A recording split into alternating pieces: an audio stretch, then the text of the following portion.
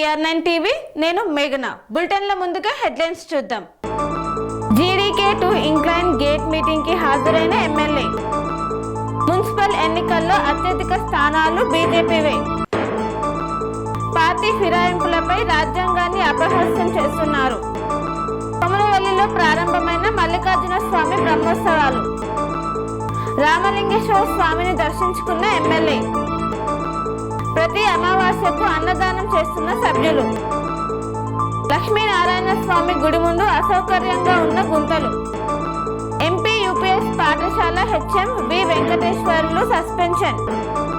మౌని అమావాస్యను పురస్కరించుకొని మహంకాళి దేవాలయంలో ప్రత్యేక పూజలు. టీడీపీ ఆధ్వర్యంలో స్వర్గీయ NTR 30వ వర్ధంతి కార్యక్రమాలు. GDK2 ఇంక్లైన్ గేట్ మీటింగ్ కి హాజరైన ఎమ్మెల్యేకు అపూర్వ స్వాగతం పలికిన కార్మిక వర్గం. GDK2 incline Raj Kumar team నాయకులు కాట్రోచ్ మోహన్ బాబు, సాయి కుమార్, భాస్కర్ల కిరణ్ ఆధ్వర్యంలో ఏర్పాటు చేసిన ఘని కార్మికుల ఆత్మీయ కార్యక్రమానికి విచ్చేసిన సింగరేణి కార్మిక గుండె చప్పుడు శాసనసభ్యులు మక్కాన్ సింగ్ రాజ్ ఠాకూర్ ఈ సందర్భంగా 2A గని ఉద్యోగులు బైక్ ర్యాలీ ద్వారా ఘనంగా స్వాగతం పలికారు. అనంతరం ఏరియా GM లలిత్ కుమార్ వారి అధికారిక బృందంతో ఎమ్మెల్యేకి స్వాగతం పలికి అమ్మవారి గుడిలో ప్రత్యేక పూజలు నిర్వహించారు. ఆహ్వానించడానికి వచ్చిన రాజ్ ఠాకూర్ టీం ఎవరైతే ఉన్నారో రాజకీయాలకు అతీతంగా నన్ను అభిమానించే, నన్ను ప్రోత్సహించే, నన్ను ఆశ్రయించే వాళ్ళందరూ కూడా నాకు సహకరిస్తూ ముందుకు రావాల్సిన కోరుతా ఉన్నా. ఈ రోజు నుంచి ప్రత్యేకమైన టీంని ఏర్పాటు చేసినాం. ఇటు కిరణ్, మోహన్, రసీను, కృష్ణ, శేఖర్ ఇలాంటి వాళ్ళే కాకుండా ఒక సీనియర్ కాంగ్రెస్ పార్టీ నాయకుడు, ఒక సీనియర్ సింగరేణి కార్మిక సోదరుడు శ్రీనివాస్ అన్న గారిని నేను ప్రత్యేకంగా చెప్పిన. ఏ మైండ్లో ఏ కార్మికుడికి అవస్థ జరిగినా, ఏ సమస్య వచ్చినా అధికారుల మధ్యలో సమన్వయం చేస్తూ ఈరోజు ఏ కార్మికుడికైనా పార్టీలకు అతీతంగా ఆయన ఏ ట్రేడ్ యూనియన్ ఉన్నా సరే పర్వాలేదు, కానీ సమస్య వచ్చిందంటే రాజ్ ఠాకూర్ టీం ఆయన తెలుసుకోవాలి, అతని వెంబడి ఉండాలి, ఆ సమస్య పరిష్కారం చేయాలి. ఎలాంటి పరిష్కారం, ఎలాంటి ఇబ్బందులు లేకుండా చేస్తూ మన సింగరేణిని కాపాడుకునే బాధ్యత కూడా మన అందరినీ అంశాన్ని చేస్తాం. సింగరేణి కష్టాల్లో ఉంది. సింగరేణి భూములు ఇలా మొక్కుకునే కార్యక్రమంలో చాలా మంది ఇతర ప్రాంతాల నుంచి, కోల్ ఇండియా కావచ్చు, లేకుంటే ఒరిస్సా కావచ్చు, లేకుంటే ఛత్తీస్గఢ్ కావచ్చు, ఇతర ప్రాంతాల నుంచి కూడా ఇంటర్నేషనల్ బొగ్గు సప్లైలు అదాని, అంబానీ లాంటి వాళ్ళు వచ్చి ఇలా కేంద్ర ప్రభుత్వం వాళ్ళు చాలా మందికి ప్రైవేట్ వాళ్ళకి ఇచ్చి బొగ్గు సరఫరా చేసే కార్యక్రమానికి సింగరేణి కంటే తక్కువ చేస్తామని ఇలా పోటీ పడుతూ సింగరేణిని తొక్కాలని చూస్తా ఉన్నారు.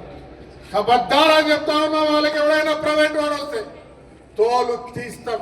సింగరేణిని కాపాడుకునే ప్రయత్నం మన అందరి బాధ్యత అనే అంశాన్ని సింగరేణి అనే కార్యాచరణ ఈ తెలుగు రాష్ట్రాల్లో కేవలం సింగరేణి బొగ్గు తప్ప ఇంకో బొగ్గు తీసుకోవడానికి లేకుండా పోరాటాన్ని కూడా అవసరం అనుకుంటా మొదలు పెడతా అనే విషయాన్ని మీ అందరికి తెలియజేస్తా ఉన్నాం. అటు సింగరేణి వ్యవస్థను కాపాడుకుందాం, సింగరేణి కార్మికులతో కలిసి వారి కష్టాలు రాకుండా వారి వెంబడి ఉండడానికి నిరంతరం పోరాటం చేయడానికి రాజకీయాలకు అతీతంగా, ట్రేడ్ యూనియన్లకు అతీతంగా మీ కుటుంబ సభ్యుడిగా మీ అందరితో పాటు ఉంటానని తెలియజేస్తూ దయచేసి ప్రతి మిత్రుని కూడా కొడతాను. నిరంతరం మనం బయట కలుస్తూ ఉంటాం, రోజు గుంపుగా కలవలేం, కానీ ఏ సమస్య వచ్చినా మన టీం సభ్యులకు తెలియజేయండి. అవసరం అనుకుంటే నేను వస్తా. మున్సిపల్ ఎన్నికల్లో అత్యధిక స్థానాలను కైవసం చేసుకుంటామన్న కేంద్ర మంత్రి బండి సంజయ్.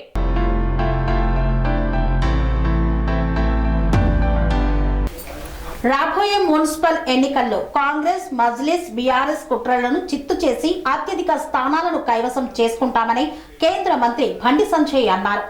ఇవాళ సికింద్రాబాద్ లోని క్లాసిక్ గార్డెన్ లో జరిగిన బీజేపీ మున్సిపల్ ఎన్నికల విజయ సంకల్ప సమ్మేళనంలో ఆయన పాల్గొన్నారు. ఈ సందర్భంగా మాట్లాడుతూ మున్సిపల్ ఎన్నికల్లో బీజేపీకి ఒక్క ఛాన్స్ ఇవ్వాలని ప్రజలకు విజ్ఞప్తి చేశారు. తమకు అవకాశం ఇస్తే మున్సిపాలిటీ కార్పొరేషన్లలో అభివృద్ధి అంటే ఏంటో చూపిస్తామన్నారు. రాష్ట్రంలో అత్యధిక కార్పొరేషన్లు మున్సిపాలిటీలు గెలిపిస్తే కేంద్రం నుండి అధిక నిధులు తెస్తామన్నారు. అవసరమైతే సిఎస్ఆర్ నిధులు తెచ్చి బీజేపీ పాలిత మున్సిపాలిటీలు కార్పొరేషన్లను అభివృద్ధి చేస్తామన్నారు. కాంగ్రెస్ 2 ఏళ్ల పాలనలో మున్సిపాలిటీలకు ఖర్చు చేసిన నిధులపై శ్వేతపత్రం విడుదల చేయాలని డిమాండ్ చేశారు. బీఆర్ఎస్ కు ఓటేస్తే గెలిచిన వాళ్ళంతా మళ్లీ కాంగ్రెస్ కూటికే వెళ్తారని కరీంనగర్, నిజామాబాద్, బైంసా, నిర్మల్లో కాంగ్రెస్ బీఆర్ఎస్ పార్టీలతో మజ్లిస్ దోస్తీ కట్టిందన్నారు. బీజేపీ గెలిచే చోట ఓట్లను తారుమారు చేసి మజ్లిస్ కు అధిక ఓట్లు వచ్చేలా డిలిమిటేషన్ పేరుతో కాంగ్రెస్ కుట్ర చేస్తోందని ఆరోపించారు. కాంగ్రెస్ బీఆర్ఎస్ డబ్బులను నమ్ముకొని గెలవాలనుకుంటే బీజేపీ ప్రజలను నమ్ముకొని ఎన్నికల్లోకి వెళ్తోందన్నారు. అభివృద్ధి, ప్రజా సమస్యలు, హిందుత్వం ఈ 3 అంశాలే బీజేపీ ఎన్నికల ఎజెండా అని బండి సంజయ్ పేర్కొన్నారు. ఇక నుండి పోలింగ్ జరిగే వరకు ఒక్కో ఇంటికి 6 సార్లు వెళ్లాలని శ్రేణులకు దిశానిర్దేశం చేశారు. వార్డుల వారీగా సమస్యలున్న చోటుకే వెళ్లి భరోసా ఇవ్వాలని సూచించారు. పార్టీ ఫిరాయింపులపై స్పీకర్ ఇస్తున్న తీర్పులు రాజ్యాంగాన్ని అపహాస్యం చేస్తున్నారు అన్న ఈటల రాజేందర్. పార్టీ ఫిరాయింపులపై ఈటల రాజేందర్ స్పందించారు. ఇది ప్రజాస్వామ్యానికి గొడ్డలి పెట్టు అన్నారు. దీనికి మరో కొత్త చట్టం రావాల్సిన అవసరం ఉంది అని పేర్కొన్నారు. గతంలో కేసీఆర్ కూడా ఇదే పని చేశారు. వీళ్ళు అదే పని చేస్తున్నారన్నారు. ప్రజాస్వామ్య విలువలు ఉండాలంటే ఇలాంటి కప్పగంతులు సరికాదని తెలిపారు. ఫిరాయింపుల చట్టం స్ఫూర్తి దెబ్బ తీయవద్దని కోరుతున్నానన్నారు. ఫిరాయింపులు, వాటిపై స్పీకర్ ఇస్తున్న తీర్పులు రాజ్యాంగాన్ని అపహాస్యం చేస్తున్నాయని పేర్కొన్నారు. 2/3 అనేది కాకుండా స్పీకర్ అధికారంలో ఉన్నటువంటి పార్టీ స్పీకర్ కనుక ఆయన కండు వేసుకున్నా కూడా సస్పెండ్ చేసే అధికారం ఉంటుంది. ఆయన ఫీల్ అయితే అంత కఠినమైన చట్టం అది. కానీ ఇక అపార్షన్ చేస్తూ ఉన్నాం.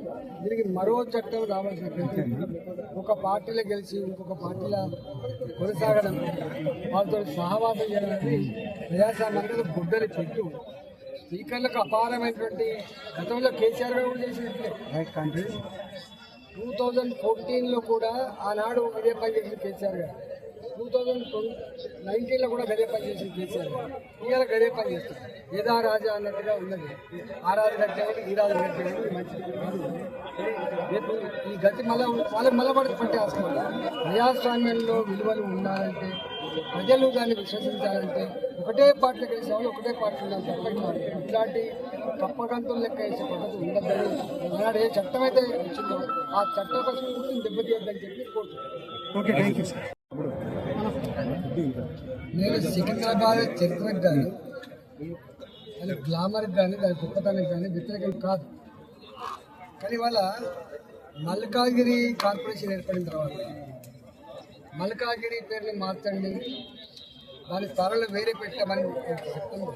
నేను వాళ్ళు ఒక్కటే అడుగుతా ఉన్నా, మరి ఆనాడు జిల్లాలు చేస్తారు ఆనాడు అదే పార్టీ అధికారంలో ఉన్నాయి కదా, మరి ఎందుకు హైదరాబాద్ జిల్లా వేరు, సికింద్రాబాద్ జిల్లా వేరే ఎందుకు పెట్టలేకపోయింది? ఎందుకు మల్కాగిరి జిల్లాగా పెట్టబడ్డది? వాళ్ళు ఆలోచించుకుంటారు. ఆనాడే మల్కాగిరి మేడ్చల్ జిల్లా కింద పెట్టబడ్డ జిల్లా రాష్ట్రంలో పెద్ద జిల్లా, ఎక్కువ జనాభా కలిగిన జిల్లా. మల్కాగిరి పార్లమెంట్ అనేది దేశం మొత్తంలో 40 లక్షల ఓట్లు కలిగిన జిల్లా, పార్లమెంటరీ నియోజకవర్గం. అలాంటి జిల్లాని వాళ్ళ మార్చాలనేటువంటి డిమాండ్ అయితే పూర్తిగా దుర్మార్గమైన ఆలోచన, ప్రజల్ని అవమానపత్రం తప్ప ఇంకోటి కాదని చెప్పి మనం చూస్తాం. మళ్ళీ చెప్తున్నాం, సికింద్రాబాద్ గ్లామర్కి, సికింద్రాబాద్ చరిత్రకి, సికింద్రాబాద్ గొప్పతనాన్ని మీరు విక్రమించారు. కానీ మీరు ఇవాళ మాట్లాడుతున్న వాళ్ళు ఆనాడు ఎందుకు చేయలేకపోయిందో మీరు సమాధానం చెప్పాలి. సికింద్రాబాద్ జిల్లాకి ఇప్పుడు మల్కాగిరి, ఉప్పల్ అంతా కలిపి ఎందుకు చేయలేకపోయింది సికింద్రాబాద్ జిల్లా? ద్వంద్వ ప్రమాణాలు. మీ దగ్గర అధికారం ఉంటే ఒక రకంగా, అధికారం లేకపోతే ఒక రకంగా మాట్లాడతారు. మల్కాజ్గిరి పేరు బ్రాండ్ అనేది అభివృద్ధితో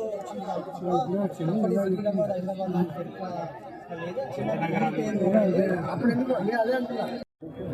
మల్కాగిరి పార్లమెంటు దేశంలోనే అత్యధిక ఓట్లు ఇది కార్పొరేషన్ అయితే ఏర్పాటైందో, ఈ కార్పొరేషన్ అన్ని కూడా మల్కాజ్గిరి జిల్లాలో ఉన్నటువంటి కార్పొరేటర్లు ఉన్నారు. వాళ్ళని తీసుకుపోయి సికింద్రాబాద్ ఇంకో కెమెరా వస్తుంది నా ఫ్రేమ్ లో గొప్పతనం కాదు. సికింద్రాబాద్ పేరు పెట్టాలని దానిలో ఇద్దరు కాదు కానీ ఇవాళ మల్కాజ్గిరి మల్కాజ్గిరి జిల్లాలో దాన్ని తీసుకొచ్చి ఒక కొమరవెల్లి మల్లికార్జున స్వామి బ్రహ్మోత్సవాలు మొదలు కానున్నాయి. ఏటా లక్షల మంది భక్తులు స్వామిని దర్శించుకుంటారు. కొమరవెల్లి మల్లికార్జున స్వామి బ్రహ్మోత్సవాలు ఆదివారంతో మొదలు కానున్నాయి. ఏటా ఉత్సవాల మొదటి ఆదివారం 1,00,000 మంది భక్తులు స్వామిని దర్శించుకుంటారని ఆలయ వర్గాల అంచనా. ఈసారి జనవరి చివరి తేదీల్లో మేడారం జాతర ఉన్నందున అక్కడికి వెళ్లే భక్తులు ముందుగా మల్లన్నను దర్శించుకుంటారు. ఈ కారణంగా ఆదివారం మరింత ఎక్కువ మంది వచ్చే అవకాశాలు ఉన్నాయని అధికారులు భావిస్తున్నారు. ప్రత్యేక క్యూ లైన్లు, పందిళ్లు, 4 చోట్ల స్నానాలకు షవర్లు, 3 సులభ్ కాంప్లెక్సులు, తాత్కాలిక మరుగుదొడ్లు, సిబ్బంది, కార్మికులు 145 మందిని మొదటి వారం 70,000 లడ్డూలను ఏర్పాటు చేశారు. లక్షలాది మంది భక్తులు తరలివచ్చే కొమరవెల్లి జాతరకు ప్రత్యేక నిఘా ఏర్పాటు చేశారు. ఆలయ పరిసరాలతో పాటు చుట్టూ పరిసరాల్లో జన సందోహం ఉన్న ప్రాంతాల్లో సీసీ కెమెరాల నిఘాను పెంచారు. అన్ని కెమెరాలను కంట్రోల్ రూమ్ కు అనుసంధానం చేస్తూ అనుక్షణం పర్యవేక్షిస్తున్నామని, ట్రాఫిక్ నియంత్రణకు ప్రత్యేక ప్రణాళిక సిద్ధం చేశామని పేర్కొన్నారు. భక్తుల కోసం పోలీసులు ప్రత్యేక భద్రతా ఏర్పాట్లను చేశారు. 3 సెక్టార్లుగా విభజించి మొదటిది ఆలయ ఆవరణ చుట్టూ ఉన్న దర్శన ప్రదేశాలు, రెండవది పట్నం అగ్నిగుండం నిర్వహించే తోటబావి సమీపంలోని కళ్యాణ వేదిక ప్రాంతం, మూడోది పార్కింగ్ ప్రదేశాలు. జాతర పూర్తిగా సీసీ కెమెరాల పర్యవేక్షణలో సాగుతుందని పేర్కొన్నారు. భక్తులకు ఇబ్బంది కలగకుండా ఏర్పాట్లు చేశామన్నారు. రాజగోపురం పక్కన తాత్కాలిక క్యూ లైన్లు ఏర్పాటు చేశాం. 2 నీటి శుద్ధి యంత్రాలను మరమ్మత్తు చేయించి మంచినీటిని నిరంతరం అందిస్తున్నాం. క్యూ లైన్లలోనూ భక్తులకు మంచినీటిని అందించే రామలింగేశ్వర స్వామిని దర్శించుకున్న దుబ్బాక ఎమ్మెల్యే కొత్త ప్రభాకర్ రెడ్డి అనంతరం పూజలు నిర్వహించారు. సిద్దిపేట జిల్లా శ్రీ కూడవెల్లి పార్వతీ సమేత రామలింగేశ్వర స్వామివారిని దుబ్బాక నియోజకవర్గ ఎమ్మెల్యే కొత్త ప్రభాకర్ రెడ్డి భక్తి శ్రద్ధలతో దర్శించుకున్నారు. ఈ సందర్భంగా ప్రత్యేక పూజలు నిర్వహించి రాష్ట్ర ప్రజల సంక్షేమం, నియోజకవర్గ అభివృద్ధి కోసం స్వామివారి ఆశీస్సులు కోరారు. ఈ కార్యక్రమంలో ఎస్సీ ఎస్టీ కమిషన్ చైర్మన్ బక్కి వెంకటయ్య, మాజీ ప్రజాప్రతినిధులు, పార్టీ నాయకులు, కార్యకర్తలు పాల్గొని స్వామివారి దర్శనం చేసుకున్నారు. అనంతరం ఆలయ అర్చకులు ఎమ్మెల్యేకి తీర్థ ప్రసాదాలు అందించి ఆశీర్వచనాలు చేశారు. దుబ్బాక నియోజకవర్గం సర్వతోముఖ అభివృద్ధి దిశగా ముందుకు సాగాలని, ప్రజల ఆకాంక్షలు నెరవేరాలని ఈ సందర్భంగా నాయకులు ఆకాంక్షించారు. ప్రతి సంవత్సరం జరిగే ఉత్సవాల్లో మరి మాఘమాస అతి పవిత్రమైనది. మరి దాంట్లో భాగంగానే ఈ సంవత్సరం కూడా కూడవెల్లిలో జరిగే ఈ మాఘమాస ఉత్సవాల్లో మరి రామలింగేశ్వర స్వామిని దర్శించుకోవడానికి మరి ఎంతో మంది తండోపతండాలుగా ప్రతి సంవత్సరం భక్తుల సంఖ్య మరి అనునిత్యం పెరగడమే తప్ప తగ్గడం లేదు. మరి ఏదైనా రామలింగేశ్వర స్వామి కృషి, వారి దయ, మరి ఈ ప్రాంత ప్రజలు ఎల్లవేళలా సుఖ సంతోషాలతో, ఐశ్వర్యాలతో మరి చల్లగా ఉండాలని చెప్పి ఆ భగవంతుడు అందరి దీవెనలు మరి తీసుకోవడానికి మరి నలుమూలల నుంచి, పక్క జిల్లాల నుంచి, పక్క రాష్ట్రాల నుంచి దాదాపు 2 నుంచి 3 లక్షల మంది భక్తులు ప్రతి సంవత్సరం కూడా మరి మాఘమాసం వచ్చిన భక్తులకు మరి అన్ని ఏర్పాట్లు కూడా చేయడం జరిగినది.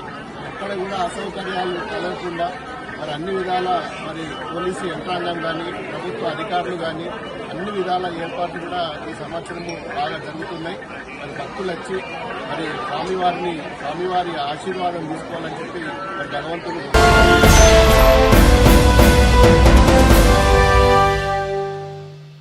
వార్తల్లో చిన్న విరామం.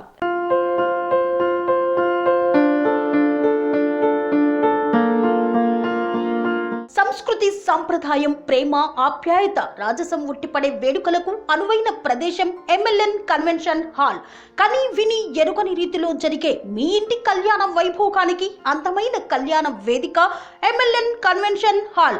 ఎంఎల్ఎన్ కన్వెన్షన్ హాల్ ప్రత్యేకతలు: సువిశాలమైన wedding halls, centralise AC banquet hall మరియు విశాలమైన డైనింగ్ హాల్, వధువరుల కోసం ప్రత్యేక ఏసీ మరియు నాన్ ఏసీ గదులు, నక్షత్రాల వెలుగులో పచ్చని పచ్చికపై పార్టీల కోసం అనువైన గార్డెన్, MLN కన్వెన్షన్లో CCTV పర్యవేక్షణతో పూర్తి భద్రత, 2000 వాహనాలు పార్కు చేసేందుకు సువిశాల పార్కింగ్ సౌకర్యం, మీ ఇంట జరిగే అన్ని శుభకార్యాలకు, పెళ్లి, reception, engagement, birthdays, get together, corporate events, ఏ ఇతర శుభకార్యాలకైనా అందమైన వేదిక MLN కన్వెన్షన్ హాల్. బుకింగ్ కోసం సంప్రదించండి 7550438888 మరియు 7550428888. మా అడ్రస్ చీర్యాల లక్ష్మీ నరసింహస్వామి దేవాలయం ప్రక్కన, near outer ring road, Keesara junction, Cheeryal గ్రామం, మేడ్చల్ జిల్లా.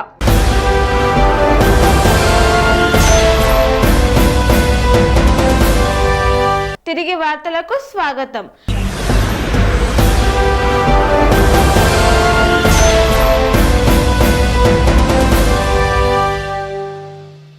కరీంనగర్ పట్టణంలోని అంగడి బజార్లో ప్రతి అమావాస్య రోజున అన్నప్రసాద వితరణ కార్యక్రమం నిర్వహించారు. కరీంనగర్ పట్టణంలోని అంగడి బజార్లో ప్రతి అమావాస్య రోజున SRR కాంప్లెక్స్ లో మరియు చొప్పదండిలో అయ్యప్ప కిరాణం వద్ద ప్రతి అమావాస్య రోజున అన్నప్రసాద వితరణ కార్యక్రమం నిర్వహిస్తామన్నారు. ఈ కార్యక్రమాన్ని ఉద్దేశించి పెద్ది శ్రీనివాస్ మాట్లాడుతూ, ఈ కార్యక్రమం మొదలుపెట్టి కరీంనగర్లో 5 మాసాలు అవుతుందన్నారు.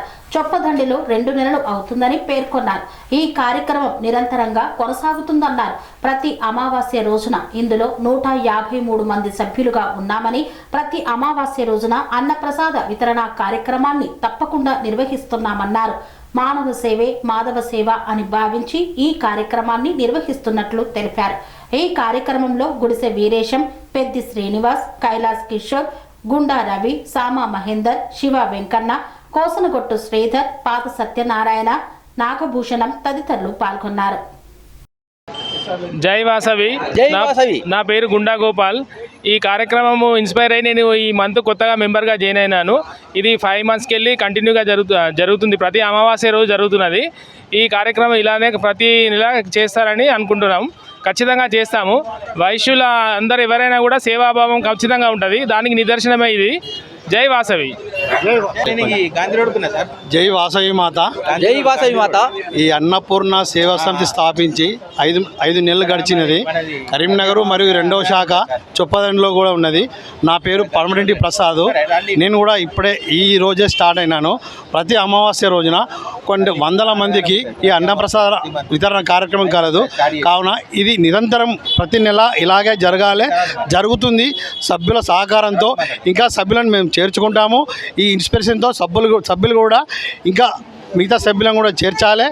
ప్లస్ ఇది ఒక గొప్ప కార్యక్రమంగా భావించి అందరూ ఇలా కంటిన్యూ కావాలని కోరుకుంటున్నాను. మాధవ సేవే మానవ సేవ. అన్నపూర్ణ సేవా సమితి స్థాపించి 5 మాసాలు గడుస్తుంది. ఇది 5వ మాసము. ఇందులో 153 మంది మెంబర్లను తీసుకున్నాము ఆల్రెడీ. ఈ మన వైశ్యభవన్ దగ్గర SRR కాంప్లెక్స్లో ఒక బ్రాంచ్ మరియు 2వ బ్రాంచ్ చొప్పదండిలో జరుగుతుంది. చొప్పదండిలో ఇది 2వ మాసము. ఈ వైశ్య బంధువులు అందరు కలిపి ఇదొక అన్నపూర్ణ సేవా సమితిని ప్రతి అమావాస్య రోజున దాదాపు 500 నుంచి 600 మందికి ప్రతి అమావాస్య రోజు అన్నదానము జరుపుచున్నాము. దేవుడి దయతోని ఇలాగే ప్రతి మాసము అన్నదాన ప్రసాద అమావాస్య రోజున జరగాలని కోరుకుంటూ కంటిన్యూగా చేద్దామని అనుకుంటున్నాము అందరం కలిసి.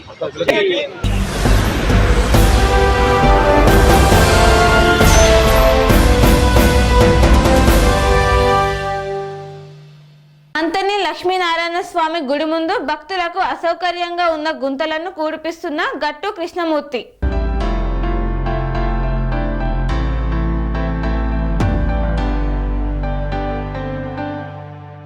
మంతనిలో లక్ష్మీనారాయణ స్వామి గుడి ముందు భక్తులకు అసౌకర్యంగా ఉన్న గుంటలను కూల్పిస్తున్నారు గట్టు కృష్ణమూర్తి. దేవాలయానికి అశేష సంఖ్యలో భక్తులు వచ్చేస్తూ ఉంటారు.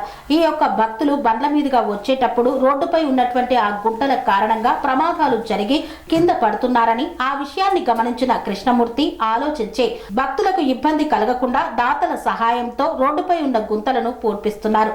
అదే విధంగా చెట్ల పరిరక్షణకు కూడా శ్రీకారం చుట్టారు.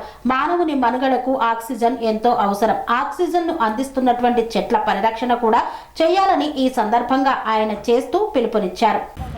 ముందుగా టీఆర్ న్యూస్కు స్వాగతం. ఈరోజు మన లక్ష్మీనారాయణ స్వామి గుడి ముందు భక్తులకు అసౌకర్యంగా ఉన్న ఈ బొందలను గట్టు కృష్ణమూర్తి గారు వారు చూసి ఆ భక్తులకు అసౌకర్యంగా ఉండకూడదని వాళ్ళు చేస్తున్నారు. వారి మాటలను తెలుసుకుందాం. గట్టు నమస్కారాలు. మంత్రి ప్రజలకు, లక్ష్మణ స్వామి భక్తులకు అందరికీ కూడా నమస్కారం.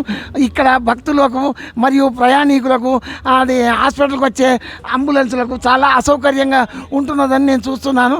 కానీ ఎవరినో దాతలను సహకారంతో ఇక్కడ చక్కగా సిమెంట్ వేయిస్తున్నాను.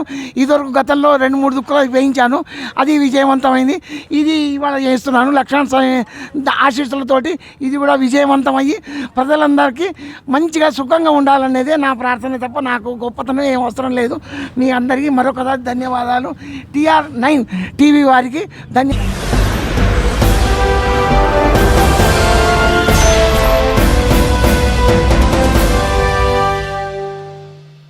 ఎంపీ యూపీఎస్ పాఠశాల హెచ్ఎం వి వెంకటేశ్వర్లు సస్పెన్షన్, మిగతా బాధ్యులపై చర్యలు ఎప్పుడు అని ప్రశ్నిస్తున్న ప్రజలు.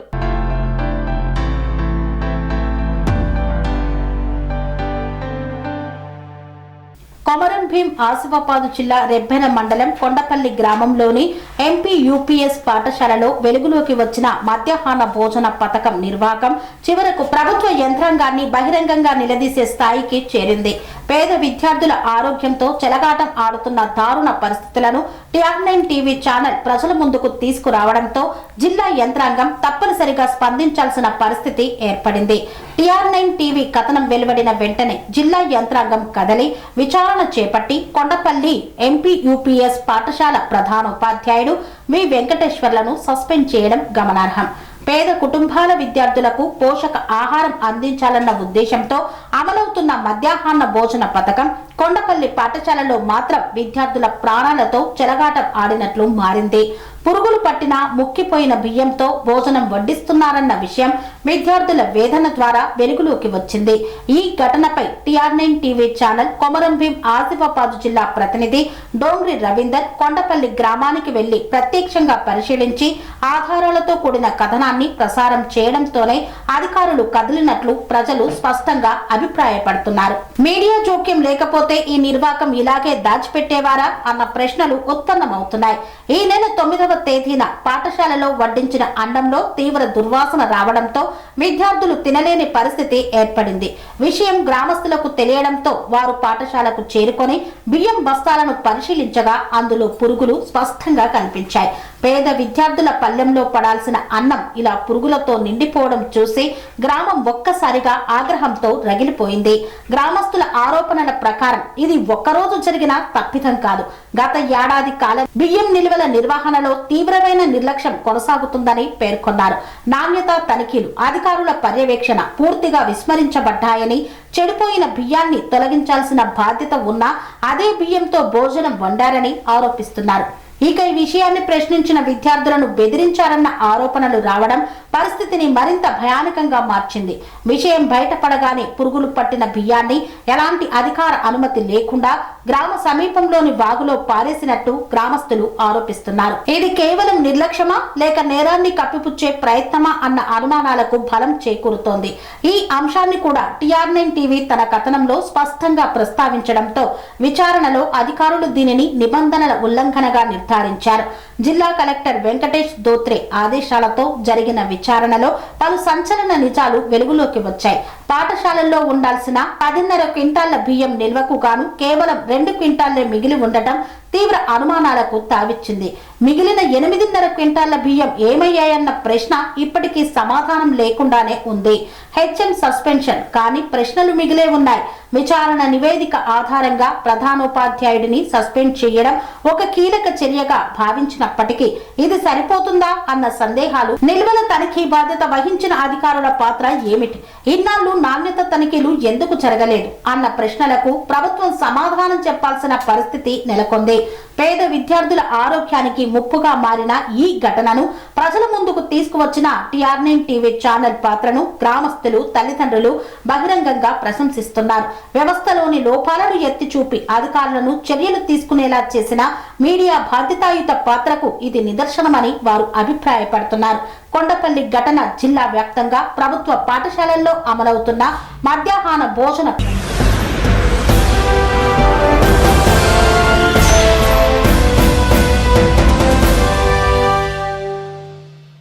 మౌని అమావాస్యను పురస్కరించుకొని మాజీ బోర్డు సభ్యులు ప్యారసాని శ్యామ్ కుమార్ మహంకాళి దేవాలయంలో ప్రత్యేక పూజలు నిర్వహించారు.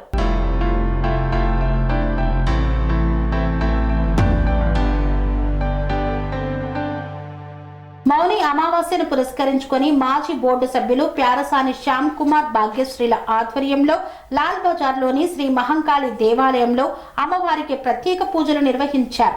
అభిషేకం, అర్చన, కుంకుమార్చన, పుష్పార్చన లాంటి ప్రత్యేక పూజలు చేపట్టారు. అమ్మవారికి నైవేద్యాన్ని సమర్పించారు.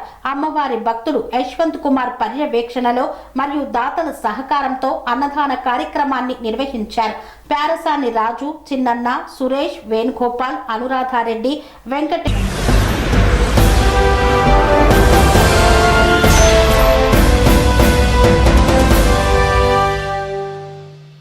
గుడివాడ టీడీపీ ఆధ్వర్యంలో స్వర్గీయ ఎన్టీఆర్ 30వ వర్ధంతి కార్యక్రమాలు నిర్వహించారు. ఈ నేపథ్యంలో ఎమ్మెల్యే రాము కూటమి నాయకులతో కలిసి ఎన్టీఆర్ విగ్రహానికి నివాళులు అర్పించారు.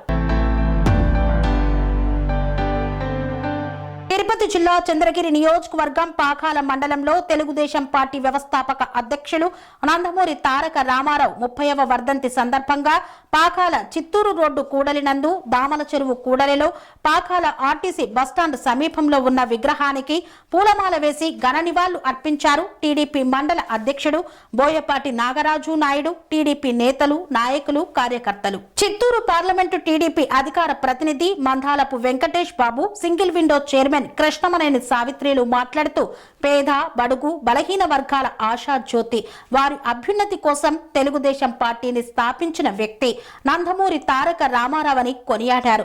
పార్టీ ఏర్పడినప్పటి నుండి ఎన్నో సంక్షేమ కార్యక్రమాలను నిర్వహిస్తూ దేశంలోని ఇతర రాష్ట్రాలకు ఆదర్శంగా నిలవడం గర్వకారణమన్నారు. ప్రపంచంలో తెలుగు జాతి ఖ్యాతిని ప్రపంచానికి సగర్వంగా చాటి సినీ రాజకీయ రంగంలో మకుటం లేని మహారాజుగా తెలుగు ప్రజల హృదయాల్లో ఆరాధ్య దైవంగా కొలువై సంక్షేమ పథకాల సృష్టికర్త, పేదల పెన్నిధి నందమూరి తారక రామారావు జీవిత చరిత్ర ఆదర్శప్రాయమన్నారు. ఈ కార్యక్రమంలో పాల్గొన్న కనిపాకం బోర్డు మెంబర్ పద్మలత కనకరాజ్, మెదిలియార్ రాష్ట్ర corporation director Saravan, TJ Praveen, Devarinti Mohan తదితరులు పాల్గొన్నారు. ఈరోజు 30వ వర్ధంతిని పురస్కరించుకుని చంద్రగిరి నియోజకవర్గం పాకాల మండలంలో ఘన నివాళి అందరూ కలిసి తెలుగుదేశం కుటుంబ సభ్యులందరూ కలిసి ఘన నివాళులు అర్పించాం. ఆయన అందరి మధ్యలో ఆంధ్రప్రదేశ్లోనే, మన రాష్ట్రంలోనే కాక దేశాల్లో కూడా చరిత్రలో ఒక నటుడిగా, ఒక రాజకీయవేత్తగా ఎంతో ఉన్నతికి అందరినీ తీసుకుపోయి ఆయన మనోభావాలంతటికీ కూడా ఎప్పటికీ జీవితంలో మరపు లేకుండా మహిళలకైతే మనకి అందరికీ కూడా ఆస్తి హక్కు అని అందరికీ ఇంటి హక్కు కల్పించిన ఘనత మన ఎన్టీ రామారావుది. ఇలాంటి గొప్ప వ్యక్తిని ఎప్పుడు స్మరించుకుంటూ అందరికీ కూడా ఆదర్శంగా నిలుస్తాము. మేమంతా కూడా ఎన్టీ రామారావు గారిని ఆదర్శంగా తీసుకుని మేమంతా కూడా ముందుకెళ్తామని కూడా కోరుకుంటూ జై జై జై తెలుగు జాతి కోసం, తెలుగు ఆత్మ గౌరవం కోసం ఆనాడు ఢిల్లీ నడివీధుల్లో కాంగ్రెస్ పార్టీ పరువు తీస్తా ఉంటే నేనున్నానన్న ఏకైక వ్యక్తి నందమూరి తారక రామారావు. తెలుగు వారి ఆత్మ గౌరవాన్ని ఢిల్లీలో గౌరవంగా, సగౌరవంగా నిలబెట్టిన వ్యక్తి, మహోన్నత వ్యక్తి. 9 నెలల్లోనే తెలుగుదేశం పార్టీని అధికారంలో తీసుకొచ్చి పేద, పొడుగు, బలహీన వర్గాల కోసం, వారి అభ్యున్నతి కోసం, మహిళల కోసం, ఆడపడుతుల కోసం ఎన్నో సంక్షేమ పథకాలు తీసుకొచ్చి 2 రూపాయలకే కిలో బియ్యం రైతులకు 50 రూపాయలతో హార్స్ పవర్ కరెంటు ఇచ్చిన మహిళ.